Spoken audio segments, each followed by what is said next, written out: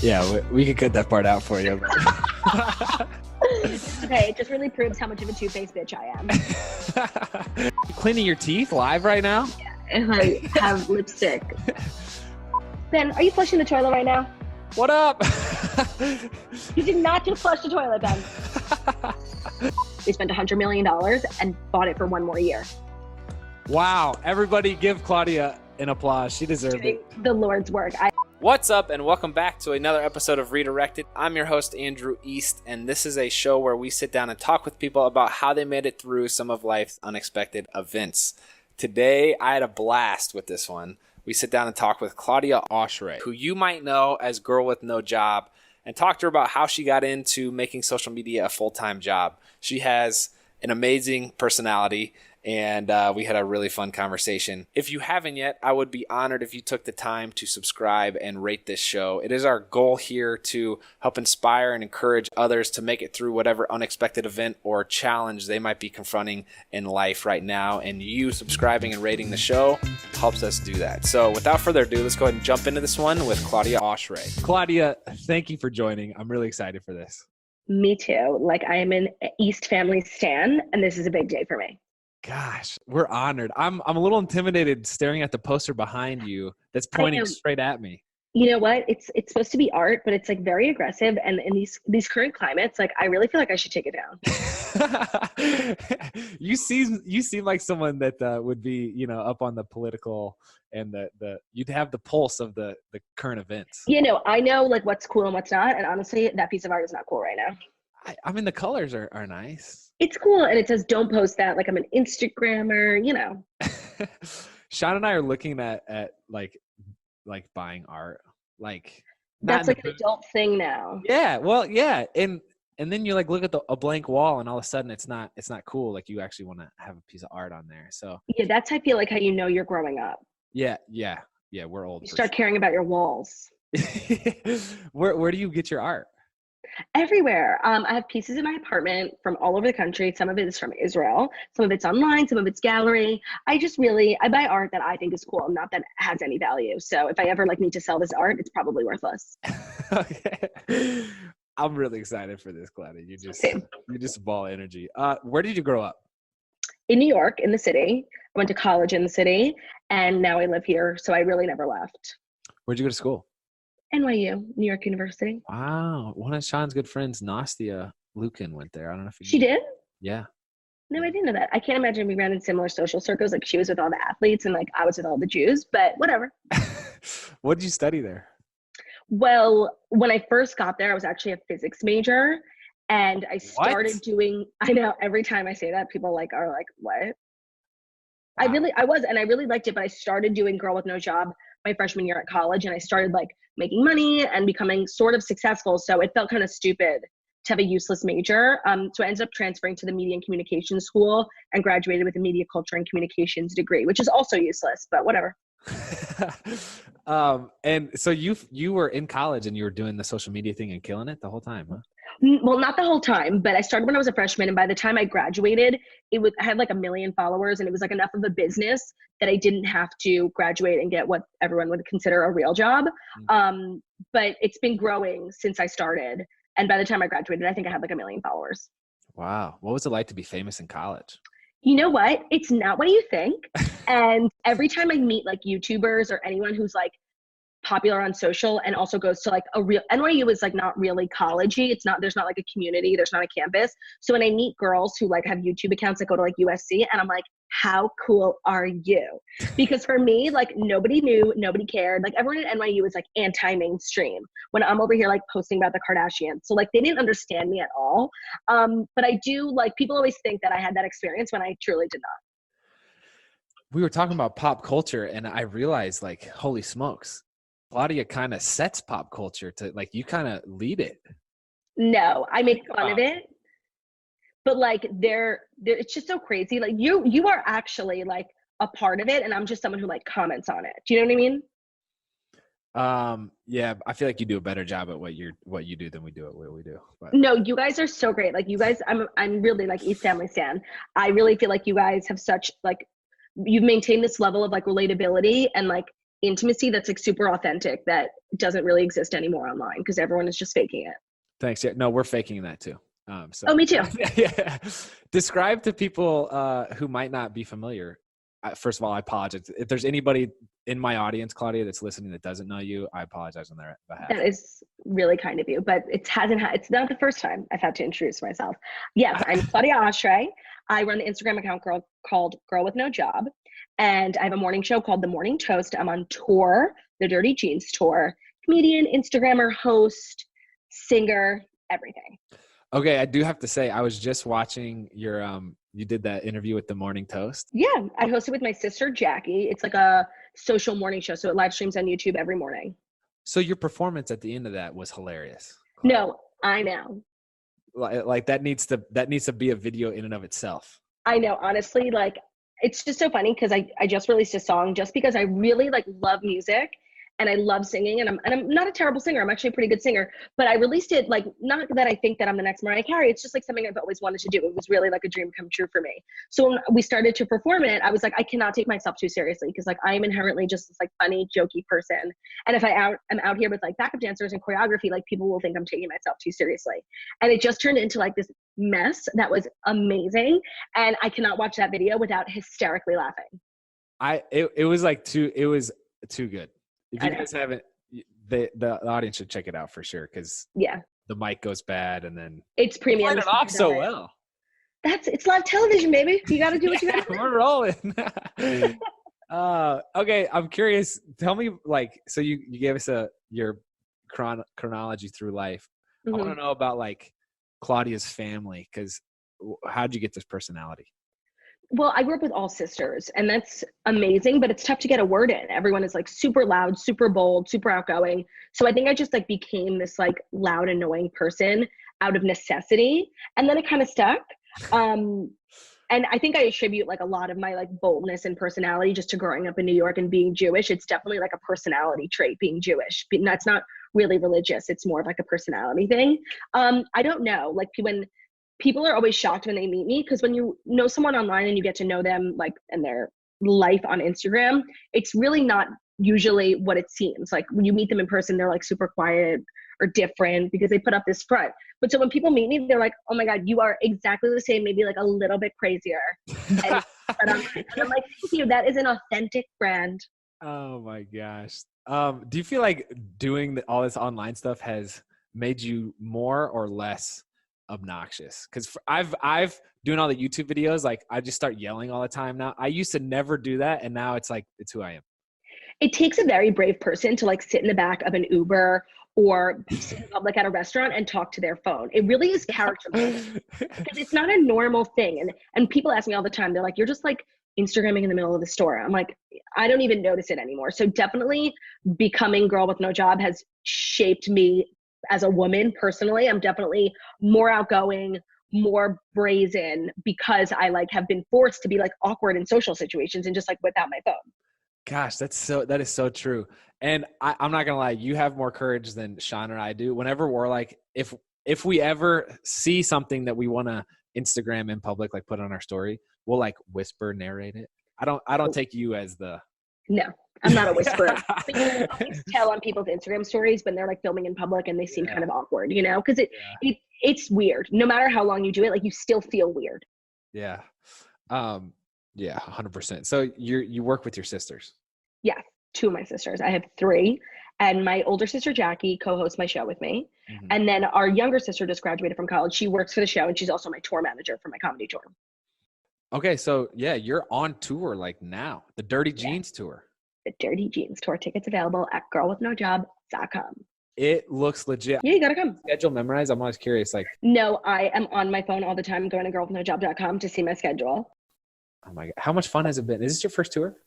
This is my first tour. It's everything. Like, you know, life on the road isn't what you think it is. It's a lot of hard work. It's a lot of alone time. I hate being away from home, but like doing the shows, meeting the fans, like it's everything. I really feel like Taylor Swift. Like I'm just out here, just like living my honest truth.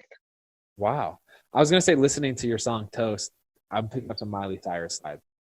Oh, that's very kind. I've gotten Mariah Carey and now Miley Cyrus. Nice. You perform that on your tour or no?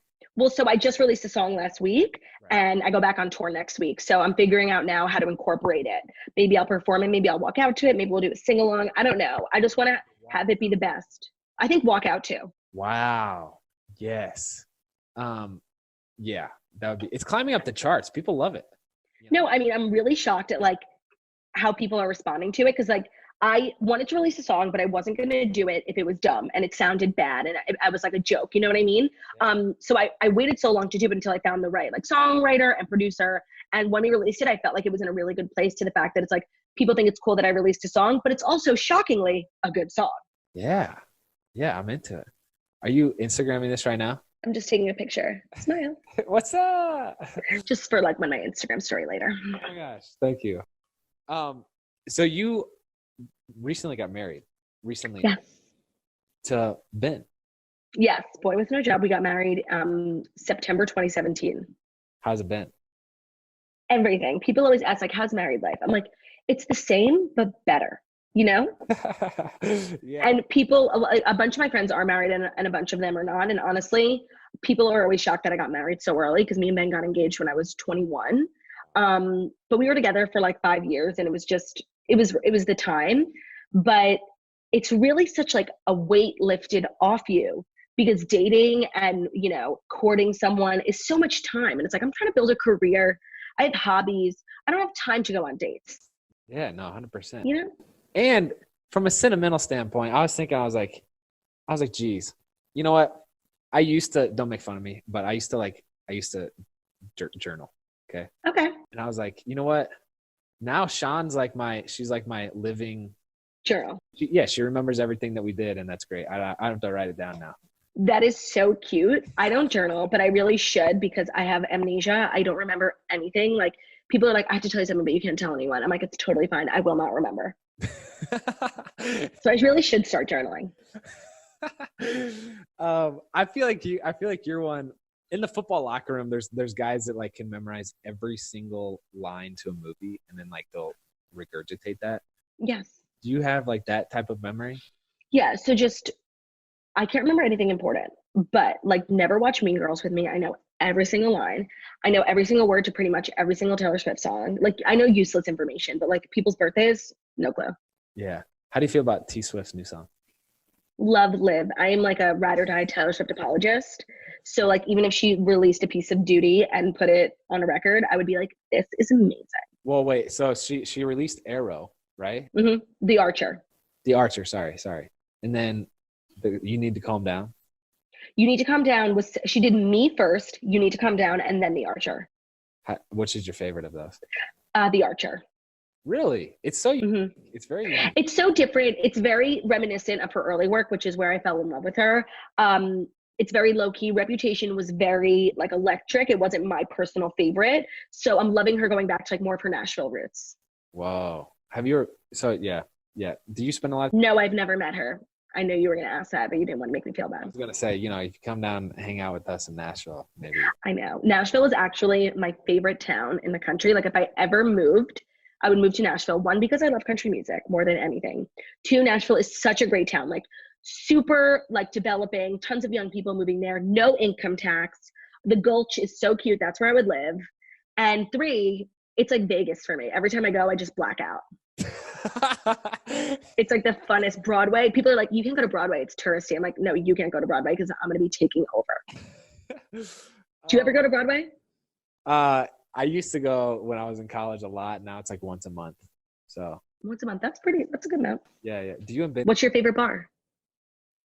Well, so I like going to Downtown Sporting Club. They like have acts throwing and stuff. I know. Oh, that's cool. Probably got like different vibes, Yeah, I like Legends where like there's that big stage and there's like a fiddle player. Yeah. Downtown's fun. Downtown Nashville is a good time. It's lit. Why you like New York so much? I think I like it.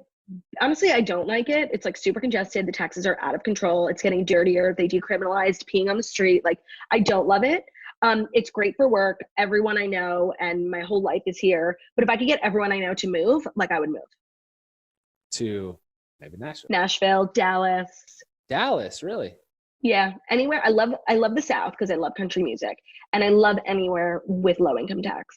Who's your favorite country musician? It's tied.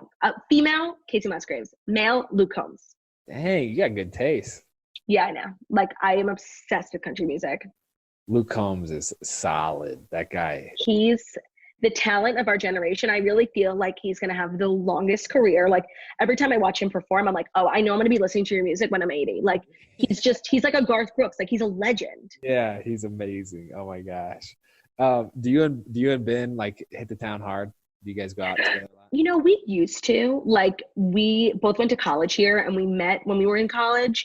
So it's been like a good amount of years of us hitting the town, but now I feel like we're really starting to get into retirement. I feel myself really getting over going out. I love spending time at home with my dog. And now that I'm on tour, I'm gone so much that when I am in New York, I just want to be home and like hang out with my family and watch Housewives. I know, gosh, that's like when you're young, you always dream about traveling the world, and it's like that's a life. And then like you get old enough and start traveling the world, and you realize it's overrated. And you just want to be at home and yeah, and it like ruins because I used to do such fun things when I was in New York and go out all the time. Now when I'm home, I just don't leave my house. I know. I've started to really drink a lot of coffee to try like amp my energy up and like oh, I could go out and do this tonight. Yeah, hang with the kids. Yeah. But I don't. No, me neither. So what was your first? When did you know you could do social media full time? I think the first time I got paid, because that was like 2012. It was before the influencer industry was an industry. So I didn't know that you could get paid on the internet. And I got paid by Burger King. And I was just like shook. I couldn't believe it. I got the check and I was like, dinner's on me. It was shocking. And that kind of made everyone around me kind of respect what I did more. People respect money. At first, people are like, what is this hobby you have on the internet? When you start making money, people are like, oh, it's a job. So that's when I kind of realized that A, I was good at it, and B, that it might have a future. What was there one post that like went viral for you at first, or? Well, the Instagram algorithm has kind of changed how I do business, but when I was getting started and it was all chronological, I would really piggyback off of like cultural moments. So I can think of like a few major moments in pop culture where I posted something about it that like when Caitlyn Jenner revealed her new identity on Vanity Fair, like the world was just shook. And I posted about that when Ariana Grande performed on the Victoria's Secret fashion show and she got hit in the head with a wing. Like certain moments like come to mind of just like so much, when Kylie revealed she was pregnant with Stormy, like certain pop culture moments that you really need to like take advantage of. So how do you just post about it as soon as you can and like use the right hashtags, or like? And no, just kind of make the best possible content about what's going on in a funny, kind of relevant way. Yeah. There's a lot of strategy behind that, huh? Yeah. People think it's just like, whatever. It takes work. Like, and also you're probably spending a couple hours a day consciously or subconsciously, like staying up on oh my God. The new screen time app is ruining my life. Oh my gosh. I don't like it. It's embarrassing. How much time do you Let me tell you. I'm really screen time. Okay. Oh my God. What are we talking here? My average is 11 and a half hours. A day. Oh my God, no, wait, it just went up. 12 hours and 42 minutes. See, I don't like that. Like, it's embarrassing. First post is Instagram, second is YouTube, third is text, fourth is Facebook, fifth is photos, sixth is mail. Like, mortifying. You spend your sixth amount of time on mails? Is that right? Email. Oh, mail. What's yours? I think you like the male gender. 2.5. That's it? I'm that's kind of weak sauce. I feel like I'm 2.5 hours. Industry. Yeah. 52 on social networking. 52% on social networking. Like, it's cool that we have those insights, but honestly, I'm good. Yeah, nobody needs them. Support for today's episode comes from ClearBank. Your favorite Netflix show gets canceled before the second season. You draw last pick in your fantasy football draft. You're roused from sleep by the construction outside your window, the one day you can sleep in. We can't change those things, but ClearBank is changing one unfair thing: how hard it is to get funding as an entrepreneur. They know it's scary to put your house up as collateral for a bank loan, and how scary and time-consuming it can be pitching investors, not to mention giving up pieces of your company if the investor likes it. ClearBank believes that fundraising can be easy. Clearbank has created a new way for founders to raise money without tapping into their personal resources. They can fund you anywhere from $10,000 to $10 million in a single day. All you need to do is fill out their 20-minute term sheet to get started. Clearbank works with e-commerce companies, software as a service companies, and yes, mobile apps too. They have funded thousands of entrepreneurs and are on track to invest over $1 billion in 2019. As a special gift to my listeners, qualifying companies that get approved by Clearbank will get $1,000 of additional capital. To sign up, visit clearbank.com/east. That's clear, B-A-N-C, bankwithac.com/east. Clearbank. Stop pitching and get back to doing what you love, growing your business. When did Ben start getting into social media? I think it was like maybe a year after I started. We were like in the throes of falling in love, and I was really obsessed with like people following me. Some celebrities were following me. I was spending all my time just like talking about, thinking about, scrolling on my phone, and it really got annoying for him. So I kind of proposed the idea to do more male-focused content. I had like 80% female following, and at first that used to really bother me. Now I like really lean into it. I know that like female social media users are so much more valuable. They're more likely to share. They're more likely to buy. But I was like, I want boys. So we made Boy with No Job, which was really supposed to be just like male targeted content, but Ben really like just ran with it. He has a very odd sense of humor. And he's found like a great community of people who totally get it. Yeah, that's great. That's what I love about social media. Like, yeah, there's something for everyone. Yeah, for sure. What are so you mentioned you're Jewish. I believe it's Orthodox Jew, right? Yeah, selectively. What do your parents think of what you did? You mentioned like people were slow to respect what people are still slow. And I think people around me, especially of like an older generation, were really kind of reluctant to like embrace it as a job. But once you start making money, like people really shut up. Like that was really the biggest blessing. Like loved the money, but loved the respect that came with that. Do you know what I mean? Even with your parents? Cause like, yeah. Well, it's just when you didn't grow up in the digital age, it's much more difficult for you to understand it. Do you know what I mean? Yeah.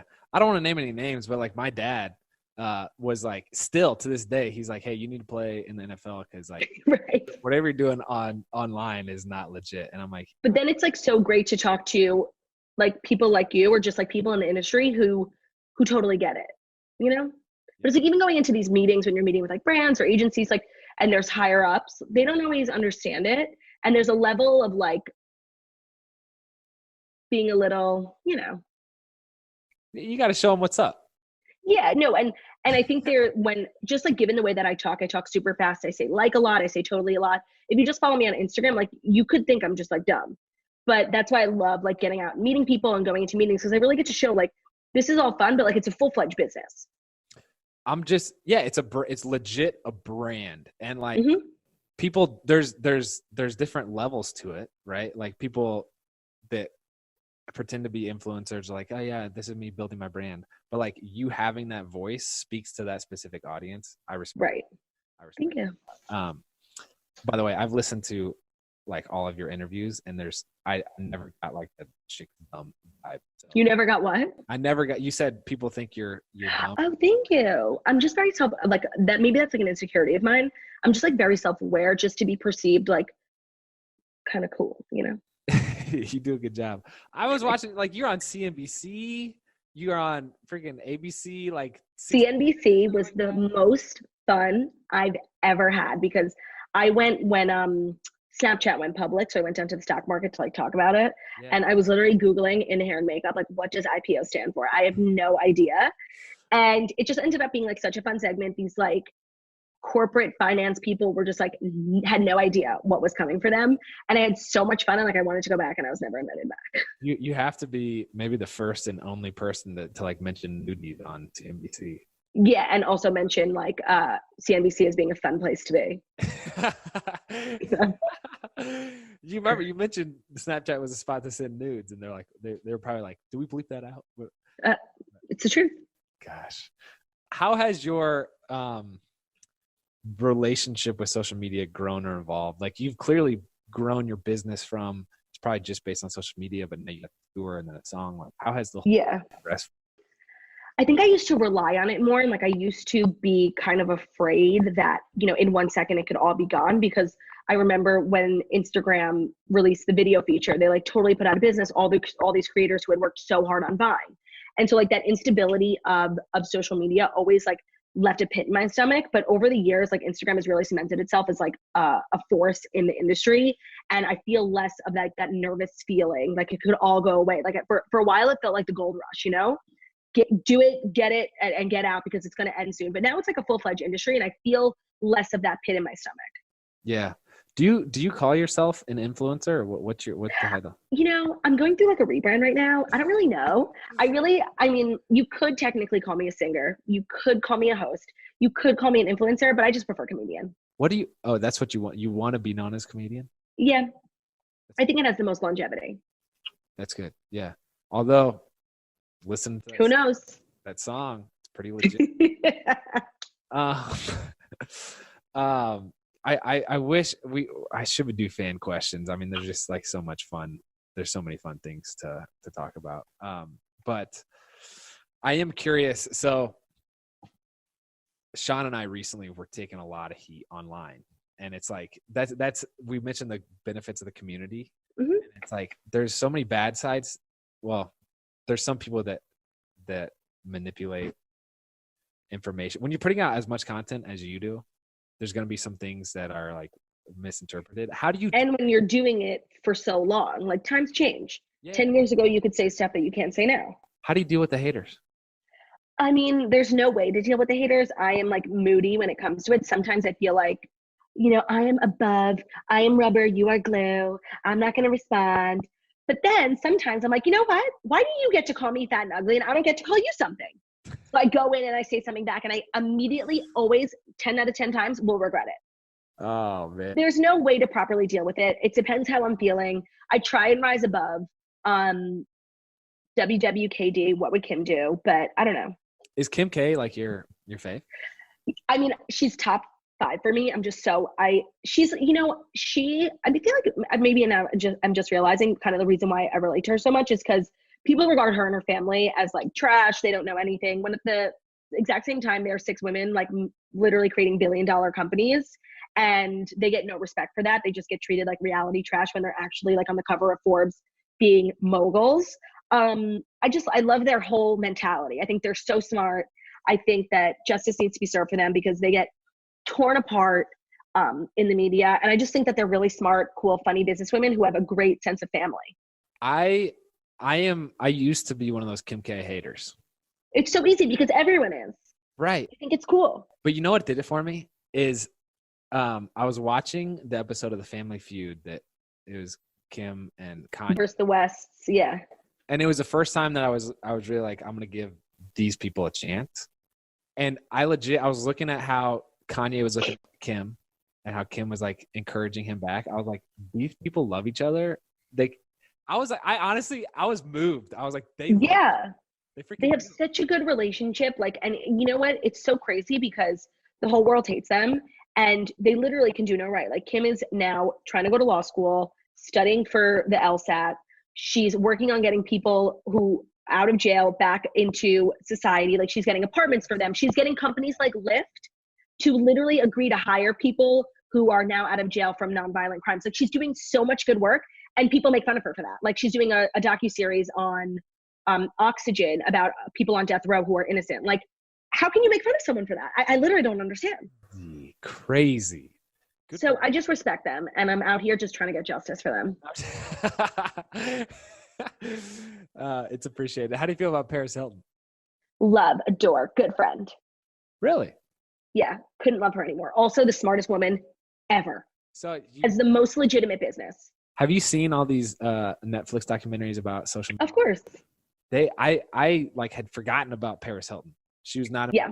And then the American meme or whatever hyped her up, and I was like, she was like the first influencer. She really created like paparazzi influencer culture.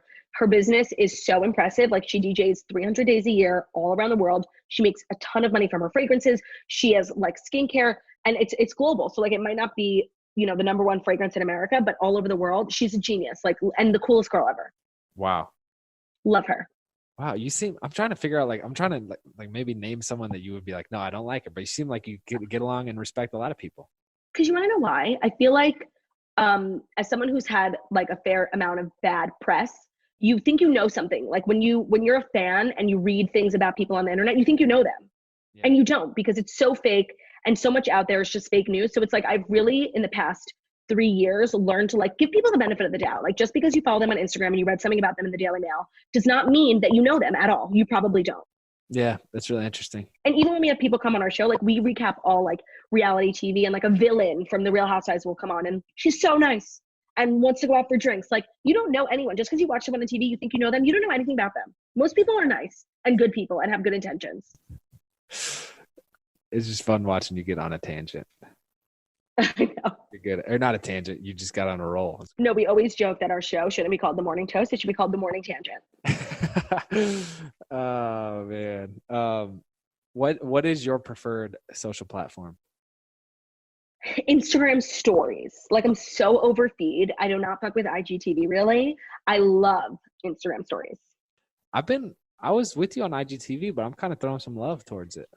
Okay. I just don't feel like I'm the type of person whose content is fit for that exact medium, but there are people who are. That's fair. And it's a great like merge of like blogging, not on YouTube. Yeah. I was checking out your YouTube channel. It's crazy. It's pretty good. Like the Claudia. Yeah, I used to like fuck so hard with YouTube. It's just it's a medium that I can't figure out. It's hard. It's hard, and I put a lot of energy and time and money into it, and I didn't find it to be super fun. Yeah. And I'm all about fun. And I feel like YouTubers sometimes are they get the worst rep. Yeah, well, that maybe partly deserved. Yeah, right. Did you follow the Challenger games at all? No, what's that? About this? So the Paul brothers hosted this track meet for YouTube celebs. Okay. And everybody's sounds cool. Tearing hamstrings and stuff. And it was hilarious. Anyway. I've recently started to dabble into like YouTuber beauty drama. Like I'm a James Charles now stan. Oh wow. Yeah, I actually really like him, and I think he's super well spoken but deeply problematic. But I can't figure it out. I don't think I'll ever be like a YouTuber who like lives for other people's YouTube channels. I don't know. You said Stan a couple times, like M. Charles Stan. What is that? Oh, you don't know what Stan is? I'm sorry. I think that it stands for stalker fan, but it really means like someone who you like truly idolize. It's like a level above fan. Like you just love and adore no matter what. Like Taylor Swift can do no wrong. Because I'm a fan of a lot of people, but I'm a stan of very few people. Gotcha. Wow. It's like it's a premium subscription. Okay, so you want to be a comedian. Who is your favorite comedian? Joan Rivers, also the background on my phone. Let me see. Prove it. Wow. Have you ever heard of Anthony Jeselnik? No. Oh my gosh. Super politically incorrect. So crazy. I'm going to have to see. Well, that's what's so weird is like comedy is this space where it's like, you can't be offended. We're going to say whatever the fuck we want, and you can't be. But digital is the opposite. It's like we're all politically correct. We're all entitled to our feelings. Everyone is super sensitive. So when you merge the two, I'm like in this really weird space of like trying to embrace both worlds, which is not easy. And that's why you think comedian has the longest. Yeah, I just think that. I mean, I love being on tour. It's so much fun. It's so nerve-wracking. It's very creatively challenging. And there's so many people who I like look up to who all started out doing stand-up, writing for TV shows, like being comedians. It's hard. I've like listened to comedians talk about their job and like how they go about it. Do you watch comedians in cars? You know what? I haven't gotten into that. No. It's honestly, it's not worth it. Like Jerry Seinfeld is like, he talks about comedians like they're firefighters, like out here saving lives, doing the hardest job ever. I mean, like, I think to his credit, I think like them speaking about any issues in society in a humorous way, like is important, but I would same firefighter. No, but he just like is so dramatic on the show. I can't. What issues do you address? I'm curious. Or go to your show for sure. But like, is there anything? What do you mean? Is there like one theme or one issue in society that you feel like you really attack? No, because like I said, like being in the middle of like this position, I kind of have taken that as an opportunity. Like my entire show is like completely self-deprecating. It's all about me because I figure if I'm talking about me, I can't offend anyone else. You know? Yeah. And a lot of times people love that humor because they're like, it just makes it. Yeah, it's fun. And you never want to go to a comedy show and feel like you're going to be attacked. Do you know what I mean? Mm-hmm. I mean, I've been to comedy clubs as like a patron and have been called on when I'm just trying to like enjoy my life and have a night out. And it's the worst. And comedians who do that, honestly, I just don't agree with it. Because you're just going out for a fun night out. You don't want to feel like you're being put on the spot. And it's not my style at all. So I just figure, another opportunity to talk about myself. Yeah, I was about to say, the calling out of the audience seems like it would be the most terrifying experience ever. You know what? It's like, and everyone's different. I'm just not that type of person. Like everything I do online in real life is like a platform of joy. I just want to make people happy. Like times are tough right now. Terrible things are happening in the world. Yeah. So for an hour every morning, you want to come to my show, think about nothing but, dumb jokes about the Kardashians. Like, cool. It's a form of escapism. Some people like to fuse politics with their comedy. That's not my style. I really firmly believe it's just like, let's forget about the troubles of the world for a minute and just sit back, have a drink and relax, and don't have to feel like you might be put on the spot and called a mean name. Yeah. What is your creative process? Like how'd you come up with the show for your, the content for your show? It's evolved quite a lot, but I find myself being like influenced by the town that I'm in. Ben, are you flushing the toilet right now? What up? You did not just flush the toilet, Ben. Oh man. I find myself being influenced by the town that I'm in because you don't realize how small your world is until you leave it. Like I've grown up here, I've lived here forever, I went to college here. I don't really have much life experience outside of New York. So going to new places all across the country, like you see how big the world is and how different people are. And there's something really funny about those differences. Yeah. Do you have like a lot of people talk about meditation. A lot of comedians are into that. Not you. No. I can't be quiet for more than 5 minutes. Like, I don't know how the fuck people meditate. Before my show, I get like so hyped up. I like jump, I power pose. I know those were proven by like psychology to not work, but they definitely work. I power pose in the mirror and I tell myself, I'm like, you are a fucking hot, skinny bitch. Get the fuck out there. Oh my God. Oh man. Oh, I have to go to your show. I freaking love Yes, it. you do. I'd eat it up. Oh my gosh. Okay, what are your hobbies outside of, I know you're busy right now, but you mentioned Netflix. Live. What are your favorite shows on there? I just finished Orange is the New Black. Amazing. I just started Californication. Trash. I can't believe that show got 7 seasons. I don't understand it at all. Just also finished Game of Thrones. Wonderful show. I'm a true Friends fanatic. I started a petition when Netflix was going to take it off of their platform last year, and it got 100,000 signatures, and they spent $100 million and bought it for 1 more year. Wow. Everybody give Claudia an applause. She deserved it. The Lord's work. I'm a Friends fanatic. Not the hero we want, but the hero we deserve. That's right. I have not watched Orange is the New Black. By the way, your like adjectives, your vocabulary, is this something that you like build? Because I feel like your opinions, the words that you use are hilarious, but also like you speak your mind very clearly. Well, I talk so much, my job is talking every day on the show, on my Instagram stories, on tour, that I've kind of developed this just like weird lingo. You're good at it. You're really good at it.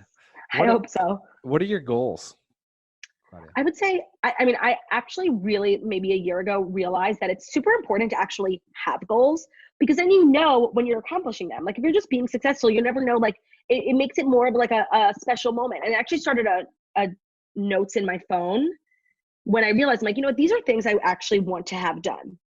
Let me find them. Wow, I'm excited. Oh yeah, here. My like biggest dream would be a special for my tour. Obviously Netflix preferred, but I'll take what I can get, like literally Crackle, I don't care.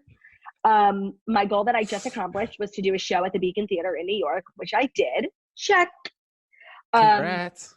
So now my next goal after that is to do my next New York show at Radio City Music Hall. So hopefully check soon. Wow. And then ironically, another last one of my goals is to be on Comedians in Cars, even though I just trashed it. Yeah, we could cut that part out for you. But It's okay. It just really proves how much of a two-faced bitch I am. Those are great goals. Those are really good. Thanks. I feel like I try and make them as specific as possible. Like I recently learned, like if you don't physically like verbalize something that you want, how is the world going to know you want it? It's like ask, believe, receive. Yes. No, that's so true. Yeah. Like who knows? Maybe I know Jerry Seinfeld. I don't, but like maybe no, I don't. You just if you keep those things like inside, they're never going to happen. Like you actually need to verbalize it. There's something powerful about just saying stuff.